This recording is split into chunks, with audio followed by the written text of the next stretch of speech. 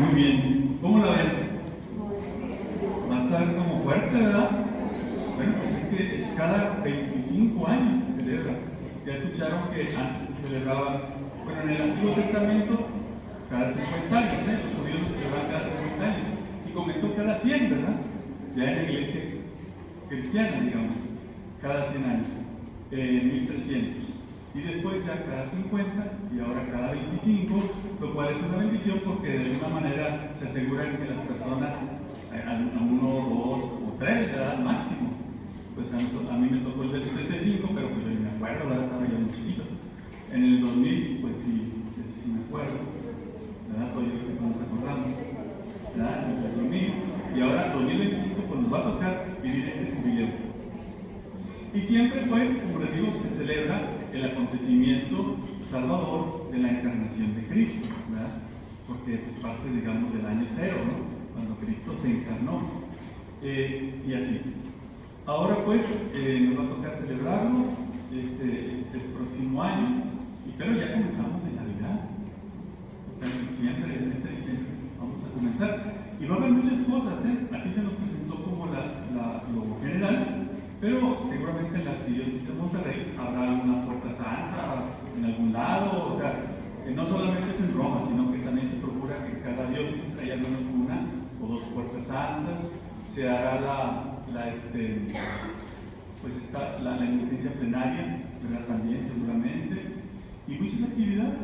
El Papa dice que más que reuniones, dice él, ojalá se inicie un proceso de solidaridad, de acompañamiento a la gente vulnerable, etcétera, ¿no? O sea, como diciendo, vamos más bien actuando, ¿no? Haciendo que el jubileo significa alegría, la alegría de Cristo encarnado llegue a las personas más sencillas y necesitadas. Entonces, bueno, pues eso vamos a celebrar. Y hoy, aquí nosotros, vamos a profundizar, en primer lugar, acerca del misterio de la encarnación. Porque incluso para entender a nuestra madre, lo que es la encarnación física, pues ilumina este misterio de la encarnación. Y este misterio, creo que lo primero que tendríamos que leer, pues es el credo, porque nosotros en el credo, lo rezamos todos los domingos, ahí decimos que creemos, ¿verdad?, en la encarnación de Jesús. Por nosotros los hombres, por nuestra salvación, bajó del cielo y por obra del Espíritu Santo se encarnó de la Virgen María y se hizo hombre. ¿Se fijan? Y se hizo hombre. Se encarnó de la Virgen María y se hizo hombre. Esta es nuestra fe. Esto es lo que proclamamos cada domingo. Y lo hacemos también en el Ángelus, ¿verdad? Como decimos ahora al inicio, ¿no? Cada día, ¿no? A las 12 del mediodía. Y entonces vamos al Catecismo de la Iglesia, que también siempre es un documento básico para todos. Vamos al Catecismo de la Iglesia, que nos habla, en su primera parte, de la fe de la Iglesia. Y entonces nos presenta el credo. ¿Y qué nos dice el Catecismo de la Iglesia? Nos dice en el párrafo 1, nos dice por qué el Verbo se hizo carne. ¿Por qué se hizo carne? Porque a lo mejor algunos se podrían preguntar, bueno, pues Dios nos podía haber salvado de muchas maneras, ¿no? Pues Él es Dios, Él está pecando, no, te conviertes en un santo. Pues Dios es Dios, ¿verdad? Dios hizo toda la creación y Él nos pudo haber salvado de muchas maneras, ¿verdad? Pero Él envió a su Hijo. ¿Por qué? ¿Por qué envió a su Hijo? Entonces, nosotros decimos, nos dice el Catecismo, el Verbo se encarnó para salvarnos, reconciliándonos con Dios. El Verbo se encarnó para salvarnos, reconciliándonos con Dios. Por eso se encarnó. O sea, nosotros estábamos, como dicen, perdidos. Estábamos en la lona, ¿verdad?, a causa de nuestros pecados. Y entonces era necesario que viniera un Salvador.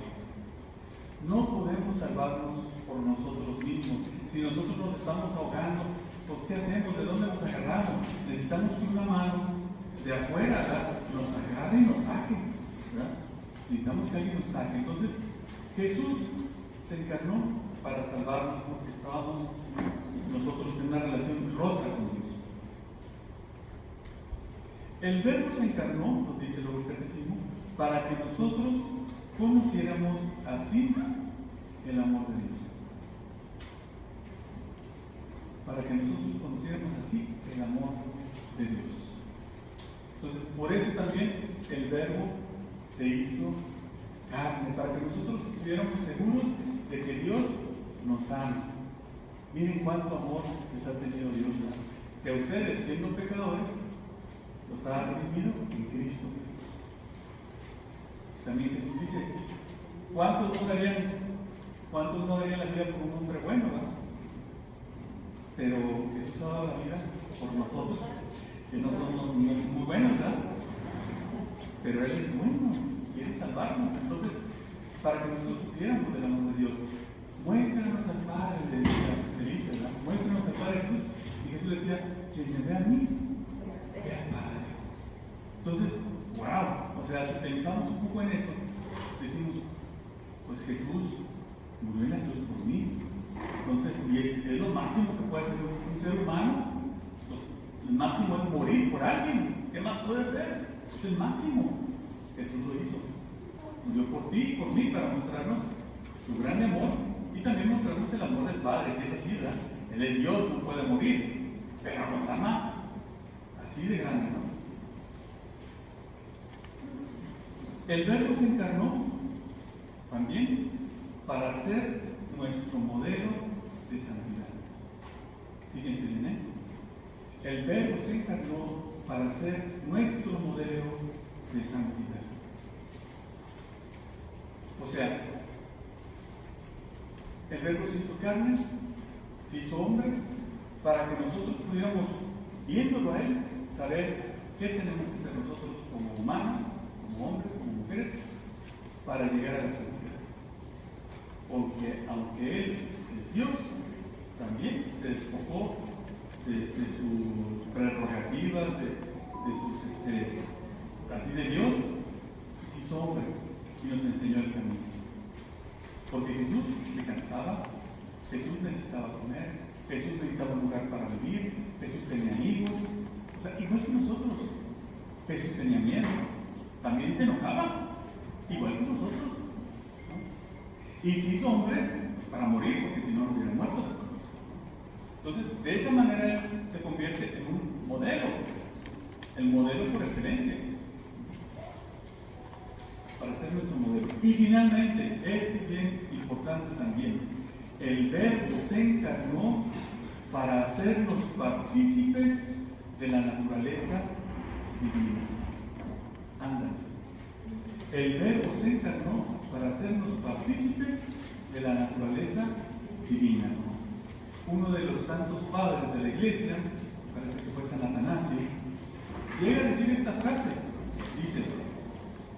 Dice, Dios se hizo hombre para que el hombre se hiciera Dios. Y Dios con mayúscula, ¿eh? Así de fuerte es esa frase. Dios se hizo hombre para que el hombre se hiciera Dios. Ay, bien fuerte, si lo pensamos. Por supuesto, no quiere decir, nosotros no dejamos de ser quienes somos, ¿verdad? Somos personas individuales. Pero lo que nos está diciendo es que Jesús se hizo como nosotros, de carne y hueso, para que nosotros llegáramos a ser como Dios, para vivir en la eternidad, para tener la visión completa y estar con Él. Entonces, es grandísimo. Entonces, no solamente se hizo un modelo, Jesús, no solamente se hizo un modelo, se hace también por su encarnación. Algo nos da a nosotros, que ahora nosotros nos vamos a hacer como Dios, ¿verdad? Como Dios, de nuestro Padre. Entonces, por eso se encarnó Jesús, ¿verdad? Por eso se encarnó Jesús. Vamos a hablar ahora de la encarnación. ¿Qué es lo que la iglesia llama encarnación? Esto también es bien importante. La iglesia llama encarnación al hecho de que el Hijo de Dios haya asumido una naturaleza humana para llevar a cabo por ella nuestra salvación. Eso es lo que dice el catecismo. Fíjense, la Iglesia llama encarnación al hecho de que el Hijo de Dios haya asumido una naturaleza humana para llevar a cabo por ella nuestra salvación. El Hijo de Dios es el Verbo eterno, ese es su nombre, el Verbo, el Logos en griego, el Verbo, la palabra en español. Y la palabra se hizo carne, nos dice San Juan, ¿verdad? En su prólogo, al inicio de su evangelio. Y la palabra se hizo carne, o el Verbo se hizo carne. Entonces, el Verbo es el Hijo de Dios y existía desde siempre con Dios. Antes de que la creación fuera hecha, ya existía Dios Padre, Dios Hijo y Dios Espíritu Santo. Y era Dios, y Él estaba feliz y contento. Él era Dios, no necesitaba nada. Pero en su bondad, en su generosidad, Él quiso compartir su vida con alguien más, que somos nosotros. Y entonces creó este mundo, con todas las estrellas y todo lo que ya sabemos que hay, ¿verdad? Creó el universo, este Dios. Ya sabemos luego que fue el hombre y bueno, envió a su Hijo. Pero el Verbo ya estaba con Dios, ya era Dios, lo dice San Juan. Y lo envió a este mundo a hacerse semejante a nosotros. Que haya asumido una naturaleza humana para llevar a cabo por ella nuestra salvación. Entonces fíjense, hay que notar esto. La encarnación específicamente es el momento de la concepción de Cristo en el seno de María, ¿no? Ese es el momento específico, lo podemos entender estrictamente como ese momento en el que el Verbo se hace carne en el seno de María. Esa es una manera correcta de entenderlo, pero es en sentido muy estricto. En sentido general, vamos a decir, en sentido amplio, no es solamente ese momento, porque la encarnación de Cristo pues no solamente tuvo que irse desarrollando, ¿verdad? O sea, como es en el seno de una mujer, se va desarrollando y va creciendo y llega un momento en el que lo da luz, ¿verdad? Y todo eso, pues podemos pensar que es encarnación, porque Jesús está siendo hombre, por eso así lo define el catecismo, toma la naturaleza humana. Entonces no solamente la tomó en el seno de la Virgen María, la tomó, bueno, cuando se desarrolló, cuando nace y cuando crece en una familia judía de ese tiempo, pues se está encarnando, se está humanizando, porque ¿qué somos nosotros los seres humanos? Pues claro, tenemos nosotros muchísimo de nuestros papás, ¿verdad? De papá y de mamá, pero tenemos también de nuestros hermanos, de nuestros amigos, de la historia que hemos recorrido, de lo que ha sido nuestro trabajo, de que estamos ahora en el apostolado. Y nos vamos haciendo hombres y mujeres a lo largo de la historia. Entonces, esto es importante. Vamos a entender la encarnación como la humanización del Verbo. Para entenderla así, en ese sentido amplio. La encarnación es la humanización del Verbo, que incluye, en primer lugar, tomar la carne de la Virgen María, sí, pero no solamente, tomar la cultura de ese tiempo, tomar todos los avatares de esa historia, ¿no? Incluso, no solamente eso, sino que después Jesús, gracias a que es hombre, muere. Pero luego, ¿qué pasa? Maravilla, resucita. Se aparece durante 40 días a sus apóstoles y después sube al cielo. Y díganme una cosa ustedes, señoras del apostolado de la cruz. ¿Jesús subió solamente como espíritu o subió en cuerpo y alma? En cuerpo y alma. No sabemos si está sentado en alguna o eso ya no sabemos cómo es. Está sentado a la derecha del Padre, nos dice la palabra de Dios, así lo queremos, pero no sabemos cómo es. lo que sí sabemos, lo que sí es de la iglesia, es que Jesús subió en cuerpo y alma. Y Jesús, el Verbo encarnado, es de ese momento que se encarnó en la Virgen María, en adelante, siempre Verbo encarnado. O sea, Dios y hombre, por siempre. Dios y hombre, por siempre.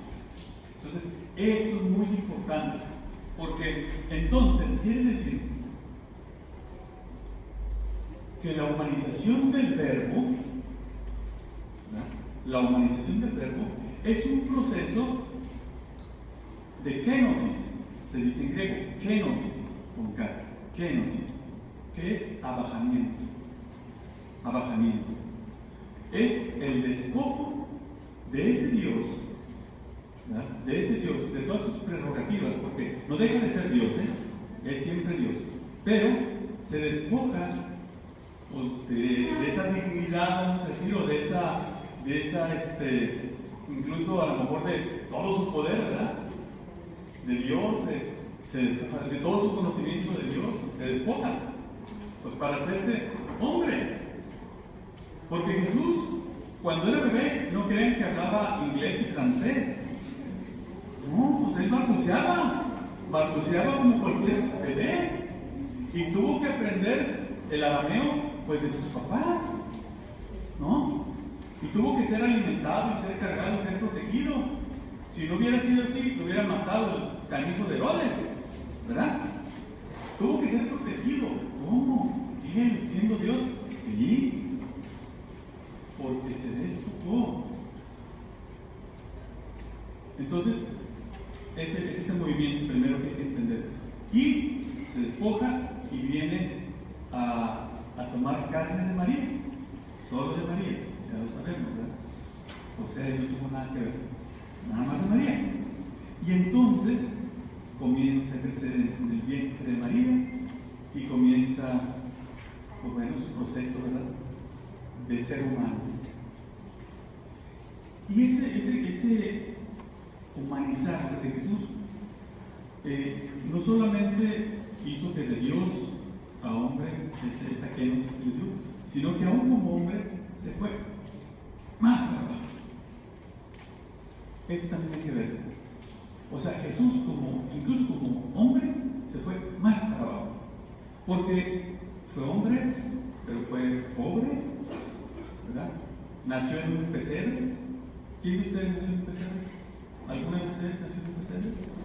Pues no, ¿verdad? En la Conchita, hospital de zona. Se perdió en el hospital de zona, como yo. Es tiempo, ¿verdad? 70. Entonces, así era. Entonces, él nació en un pesebre. Y después de que nació en un pesebre, ya como predicador, pues él nos dice que no tenía donde reclinar la cabeza. O sea, no tenía una vista hermosa que se iba ahí con su carro, y con clima y todo. Los padres vienen bien a gusto. No, Jesús andaba peregrino y no tenía dónde, ¿verdad? No tenía dónde, hasta donde llegara. Entonces, él vivió pobre también. Oigan, lo crucificaron como el peor malhechor. Y después lo fueron a llevar a un sepulcro prestado, ¿verdad? Ni siquiera de la familia prestado. Bueno, si lo pensamos bien, ¿a quién le gustaría terminar en una tumba del vecino o de alguien? Pues no, ¿verdad? Pues ya desde ahorita ya vamos viendo haciendo su ahorro para tener dónde le perdido, ¿verdad? Pues sí, no nos vamos a quedar mis huesitos o mis cenizas, ¿no? Jesús murió y fue sepultado en un sepulcro prestado. Bueno, entonces vemos cómo él se baja y dice el profeta Isaías cuando habla del siervo doliente, dice que bueno, le escupían, le golpeaban, le tiraban la barba, dice que ya no parecía hombre, parecía un gusano. Así, esas expresiones que utilizan Isaías, pues así es tremendo, fue con Jesús. No parecía humano, ¿verdad? No parecía humano. ¿Por qué se bajó tanto Jesús? Para que ahí desde abajo pudiéramos caber todos. No hubiera alguien que dijera, no, pues yo no, a ti también, a todos nos acogió. Por eso se hizo abajo, a los malhechores, a los pecadores, a los más pobres, a todos los acogió.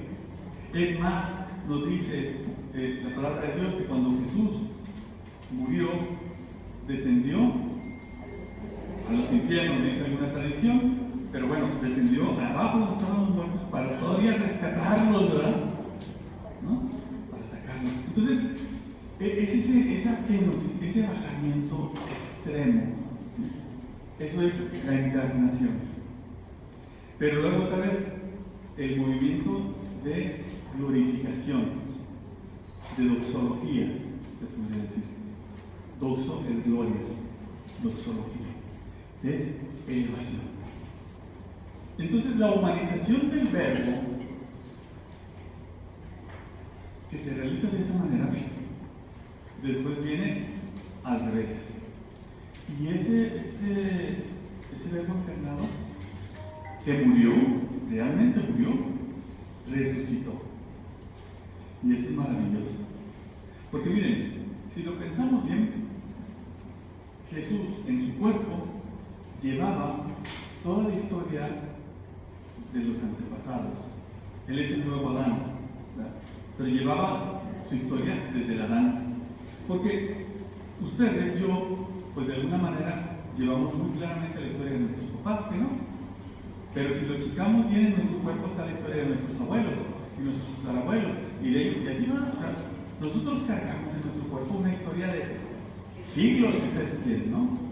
Así Jesús, él llevaba toda la humanidad ahí, y luego esa humanidad la llevó también al cielo, la glorificó.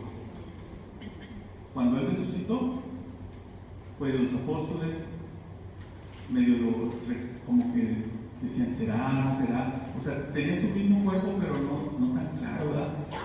Hasta que ya les hablaba y ya lo empezaban a reconocer. Y en esas apariciones, pues Él, por ejemplo, les enseñó, les dice, pues soy el mismo. Mete tu dedo aquí en mis llagas, ¿verdad? Tu mano aquí en mi pecho, métela, Tomás, para que veas que soy el mismo. Soy el mismo crucificado, pero ahora resucitado. Y en otras ocasiones decía Jesús, pues vénganse, que están comiendo, ¿no? Pues unos pescados, pues échenle para acá, ya se hambre, ¿no? Y no era un fantasma, o sea, no se comía pescado, ¡ay, se le fue! O sea, no, se quedaba en su cuerpo, porque tenía un cuerpo, ¿verdad? Tenía un cuerpo. Entonces, en la misma resurrección, ya estamos ahí descubriendo cómo Jesús nos está redimiendo en sí mismo. Y después sube al cielo para estar por siempre con nuestro Padre. Entonces, por eso Él es la cabeza de la iglesia. Nosotros somos su cuerpo.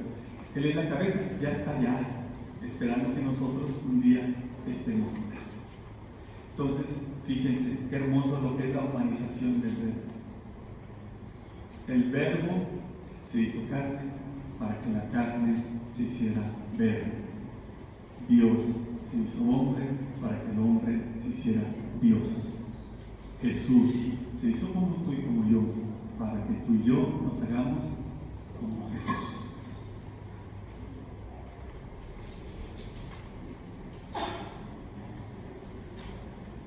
Entonces podemos decir de Jesús, damos otro pasito, que Jesús es verdadero Dios y verdadero hombre.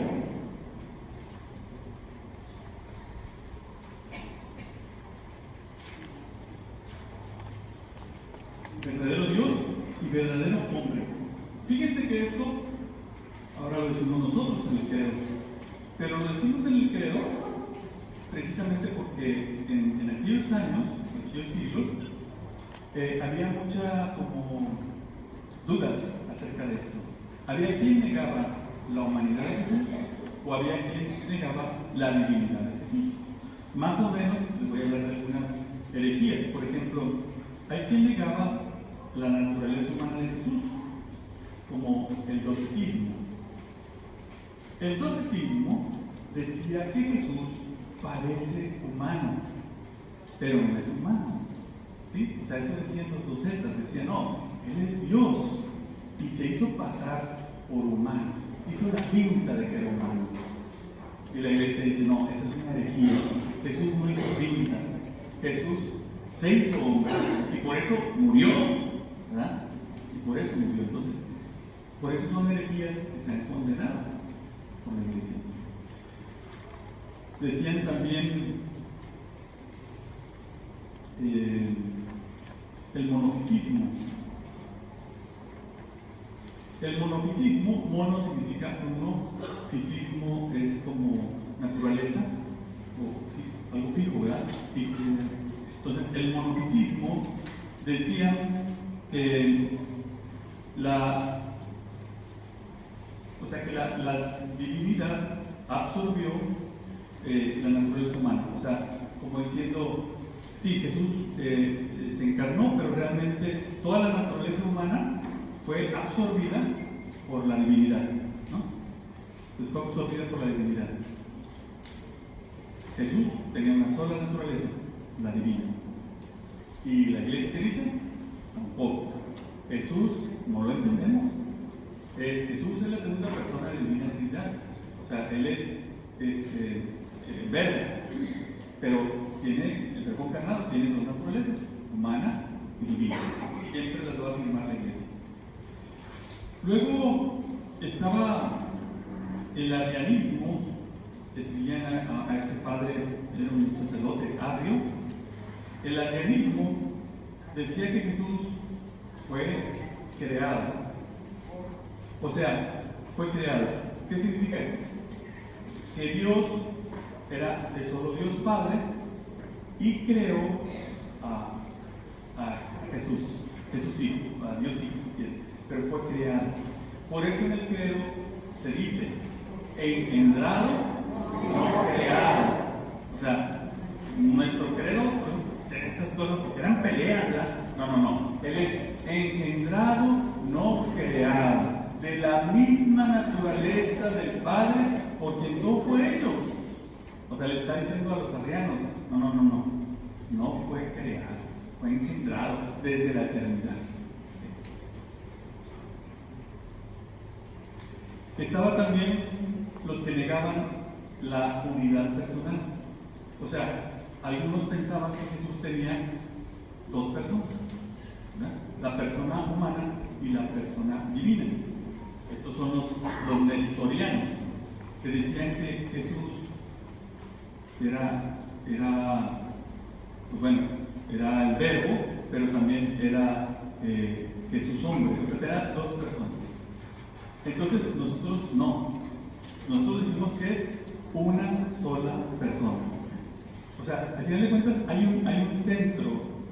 En todos nosotros hay un centro así, la punta del alma, ¿no? Ahí donde está nuestra identidad personal. Eso, esa identidad personal, esa unidad, esa punta del alma es una persona divina en el caso de Jesús. Es una persona divina que tiene, otra vez, dos naturalezas. Y entonces ciertamente la cosa se complica porque ya entonces decimos, bueno, que es una sola persona con dos naturalezas, entonces sí hay una voluntad divina y una voluntad humana que siempre trabajan juntas, pero de repente sí se nota como que se jalan por un lado o se jalan por el otro. Hay un pensamiento humano y un pensamiento divino que siempre están trabajando juntos, pero de repente jalan para un lado o para otro, ¿no? O sea, como por ejemplo, el abandono del Padre. El abandono del Padre que Jesús sufrió en la cruz, realmente lo experimentó. Pero podemos saber nosotros que realmente el Padre nunca lo abandonó, pero sí le hizo experimentar ese abandono. O sea, Jesús lo vivió, claramente, ¿no? Pero bueno, ahí por ejemplo, pues de alguna manera Dios permitió que Jesús viviera más fuertemente, pues, como hombre, ¿verdad? Como hombre. Y también por eso como hombre decimos, pues que murió, ¿verdad? Entonces, afirmamos que hay una sola persona y dos naturalezas, ¿verdad? Dos naturalezas en Jesús. Eso es lo que firma la Iglesia. Bueno, esto un poquito acerca de algunas cosas que nos pasa en el catecismo. Después hay un segundo párrafo, en el catecismo también, que nos dice que fue concebido por obra y gracia del Espíritu Santo y nació de la Virgen María. Vamos a leer un texto.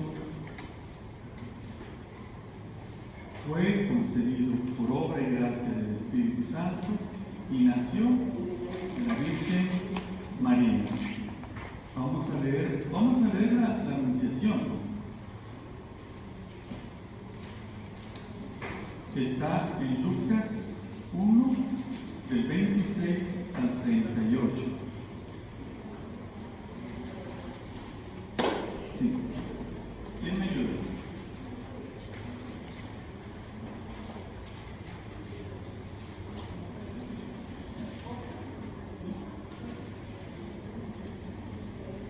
Al sexto mes envió Dios el ángel Gabriel a una ciudad de Galilea, llamada Nazaret, a una virgen desposada con un hombre llamado José, de la casa de David.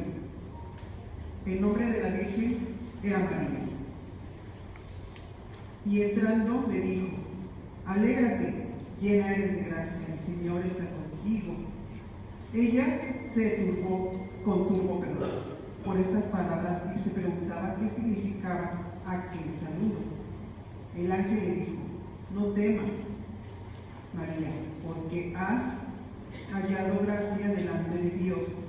Vas a concebir en el seno y vas a dar a luz a un hombre, a quien pondrás por nombre Jesús. Él será grande, se le llamará Hijo del Altísimo, y el Señor Dios le dará el trono de Dios, de David, su padre. Reinará sobre la casa de Jacob por los siglos, y su reino no tendrá fin. María respondió al ángel: ¿cómo será esto, puesto que no conozco varón? El ángel le respondió: el Espíritu Santo vendrá sobre ti, y el poder del Altísimo te cubrirá con su sombra. Por eso, el que ha de nacer será santo, y se le llamará Hijo de Dios. Mira también a Isabel, tu pariente, ha concebido un hijo de su mujer, y este es ya el sexto mes de la que se decía que era estéril, porque no hay nada imposible para Dios. Dijo María: he aquí la esclava del Señor, hágase en mí según tu palabra. Y el ángel, dejándola, se fue. Palabra de Dios.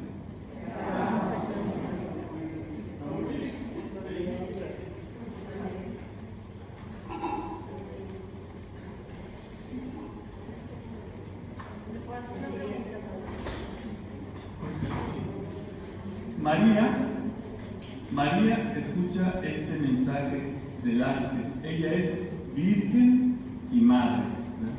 Es virgen y madre. Esto es muy importante porque también en la espiritualidad cristiana siempre esas características tienen que ir juntas, virgen y madre, y pareciera como ¿cómo? Si fue virgen, ¿cómo va a ser madre? Bueno, es que estamos hablando, bueno, en el caso de ella, pues sí, de una virginidad total. En el caso de las almas, vamos a hablar de la pureza, de que es necesario de que estén purificadas completamente para que el Señor pueda habitar en ellas, nacer en ellas. Bien, así te lo enseño. Es que nunca había, no sé si estoy mal, ahí se menciona el Espíritu Santo, como que el Espíritu Santo vino hasta que Jesús, cuando dice que le pueda dejar al paráclito, Sí. como que nunca lo había. No había notado la presencia desde antes. Sí. Bueno, es importante porque el Espíritu Santo, claro, siempre actuó en la vida de Cristo. En los momentos claves se menciona, por ejemplo, aquí, o sea, el Espíritu Santo es de alguna manera el que entró a Jesús en María. Después, cuando él va a iniciar su vida pública, se dice que el Espíritu Santo lo guió al desierto, ¿no? Antes, cuando él fue bautizado por Juan, el Espíritu Santo descendió, se escuchó la voz del Padre que dijo que aquí mi amado. Y después, cuando Jesús inicia también su vida pública, dice: el Espíritu del Señor me ha ungido y me ha enviado. Que son palabras de Isaías, pero que Jesús hace propias. O sea, eso es hermoso. O sea, el Espíritu Santo siempre está presente con Jesús, ¿verdad? Y podemos decir nosotros que es el Espíritu Santo, lo dirá San Pablo, quien lo resucitó también y quien lo subió al cielo. Gracias. Con todo gusto. Entonces, miren, María,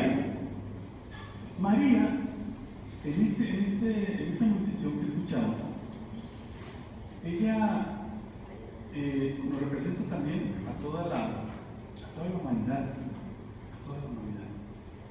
Ella es de nuestra raza, como decimos acá, es de nuestra raza.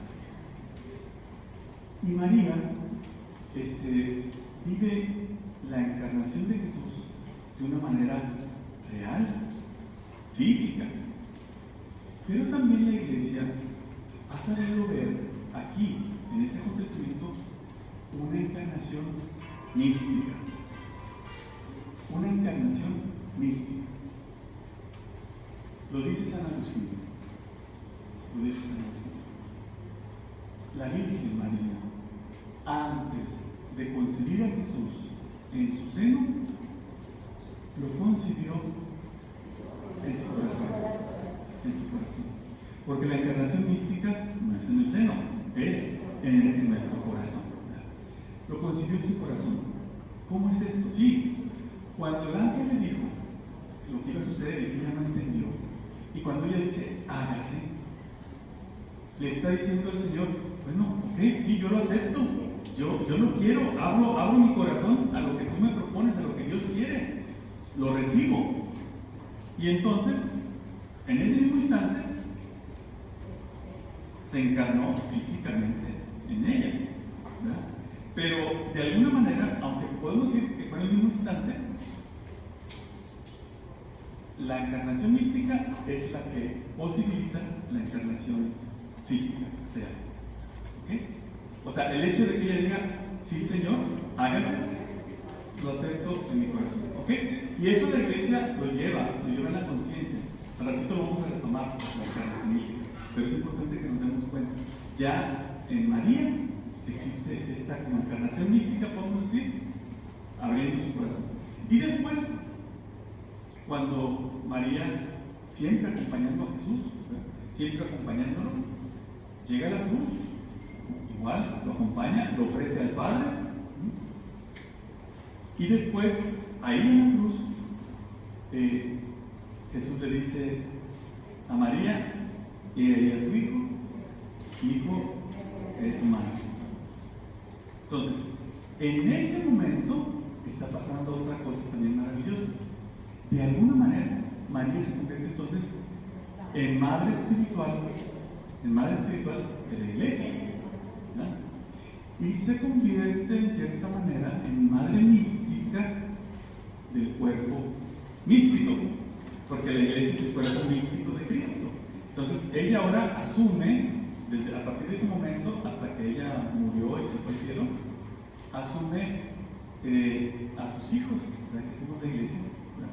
Se vuelve fecunda, ¿verdad? Porque entonces a María le toca acompañar a esa iglesia que comenzó con 11 personas y ahora somos miles de millones. Pero le tocó acompañar eso. Entonces María, se fijan, es madre de Jesús y madre de la Iglesia. ¿Ok? Atención a eso, porque es bien importante con la encarnación mística. La gracia de la encarnación mística lleva a las personas también a que sean madres de Jesús y madres de la Iglesia. ¿Ok? Ya hablaremos de eso. Voy a concluir. Todo esto es un misterio, ¿verdad? Toda la vida de Cristo es un misterio. Y dicen los filósofos que los misterios no se comprenden, Los misterios no se comprenden. Los misterios nos comprenden. Los misterios nos comprenden. Los misterios nos envuelven. Y hay que dejarnos envolver por ellos. Me refiero sobre todo a los misterios cristianos. Lo que se comprende son los problemas. Eso sí se comprende, eso cabe en nuestra mente y bueno, tengo un problema, voy a resolverlo y lo puedo resolver, ¿verdad? Los problemas sí se comprenden y se resuelven. Los misterios no se comprenden porque van más allá de nuestra cabecita. ¿Qué vamos a entender nosotros de Dios Trinidad? ¿Qué vamos a entender de que Dios es el Creador? Pues miren, entendemos muchas cosas, no es que no, pues sí son cosas comprensibles, entendemos muchas cosas, pero nunca vamos a entender todo. Por eso dice Jesús, el Espíritu Santo los va a llevar a la verdad completa. Entonces, poco a poco, el paso de los años y de los siglos, la iglesia irá comprendiendo más las cosas. Salud. Y yo creo que también Jesús se refería a que cuando estemos delante de Dios, ya vamos a entenderlas. Con razón, Señor. Pues sí, cuando estemos delante de Dios, decimos, con razón. Qué bien se fui, ¿verdad? ¿Cómo la regué en la vida? Pues sí, yo traté de decirte, pero pues no.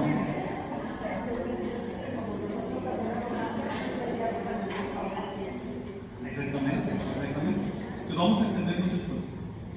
Entonces, ¿qué hay que hacer de los misterios? Hay que dejarnos envolver por ellos. En este caso, este misterio de la encarnación, ya les dije, es un misterio de anonadamiento, de génesis, pero también es un misterio de exaltación, de glorificación. Y así sea. Muchas gracias.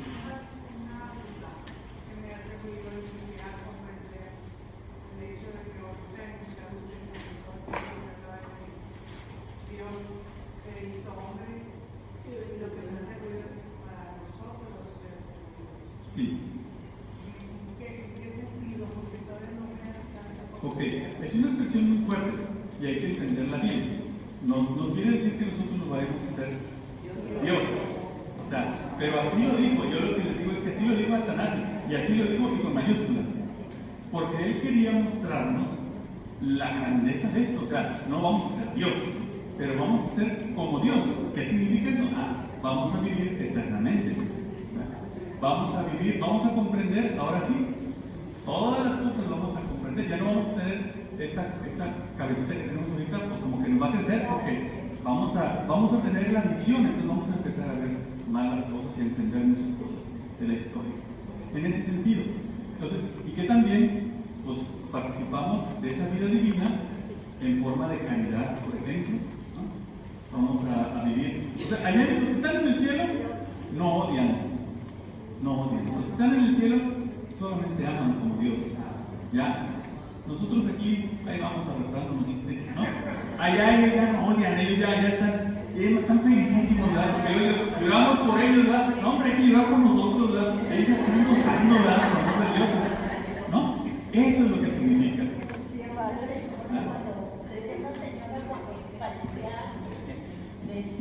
Decía, no oren por ellos, orar por nosotros que nos quedamos todavía pendientes, ¿verdad?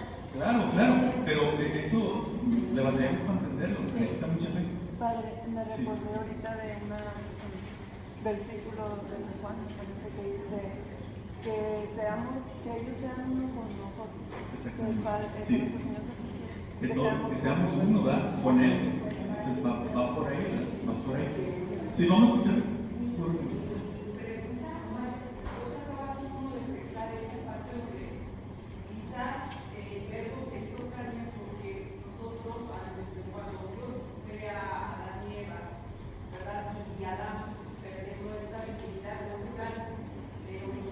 Sí. ¿Verdad? Que Dios quiere trazar para la humanidad, Dios la devuelve. Esa divinidad que reemplazamos el hombre, ¿verdad? Sí. Entonces era que nosotros recuperemos esa divinidad, nosotros somos imágenes y semejanza de Dios. Exactamente. Entonces ahí creo que esa parte donde usted nos menciona que Dios se hace hombre para que la humanidad se haga Dios, porque es devolvernos esa divinidad, ¿verdad? Esa dignidad que teníamos. Sí, y al respecto hay una cosita que a veces la gente dice, por ejemplo, porque dice la palabra de Dios que Jesús se hizo semejante a nosotros en todo, menos en el pecado. Y hay gente que dice, pues si él no pecó, no, hombre, pues que existe, no es eso, no es humano, todos los humanos somos bien pecadores, ¿verdad? Y entonces yo le digo, a ver, espérate, está bien, o sea, Jesús, para empezar, sí sufrió la tentación, o sea, Jesús sí fue tentado, porque era ser humano, ¿verdad? Fue tentado por el demonio y lo tentaron de que fuera el rey, etcétera, etcétera. Jesús fue tentado muchas veces, pero no cayó.